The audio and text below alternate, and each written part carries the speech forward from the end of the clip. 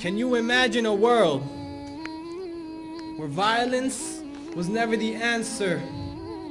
Where the streets were clean of drug thugs and gangbangers? Can you imagine a world where aggression was solved by the suppression of anger, never resulting to the point of being handcuffed and thrown in the hangar? Can you imagine a world where bystanders wouldn't just stand there and watch while innocent people were getting shot? Can you imagine mayhem being struck in the country that can't afford clean water? Can you imagine losing a son or daughter, mother or father because someone carelessly pulled the trigger? Can you imagine the tears of a Palestinian kid having to watch his parents die in the midst of bullets falling from the sky? But a kid like that never cries. Instead he bleeds from his eyes with pain permanently engraved in his pupil, his brain shell-shocked. He's an orphan, a rebel, carrying a pouch full of pebbles, promising to himself that if he sees another tank, he's gonna stone it to the ground. He lives in a place that's never safe and never sound, so he never sleeps.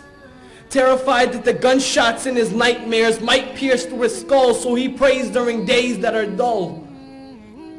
Prays that his dirt-filled skies become blue. Can you imagine what would happen if his wishes came true?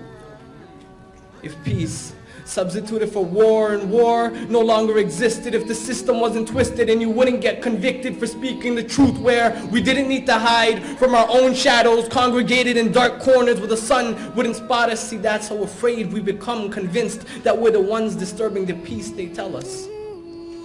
They tell us they want world peace, but what they really mean is that they want the world in pieces, segregated as the death rate increases, stacking lies on top of lies until their towers touch the sky. These cowards in disguise hide behind unfulfilled promises, promising a better future, trying to manipulate our consciences, chaining down our brains, making us their psychological hostages. You see, they control what we think, make us forget about these kids, like this Palestinian kid who's afraid he's gonna die, so he shuts his eyes, covers his ears, and pretends he's invisible, wrapped up in a blanket that he hopes is invincible. Little does he know that bullets can penetrate through cloth, skin, and bone. But don't worry, because it can never pierce a heart made of gold and a soul as pure as the driven snow.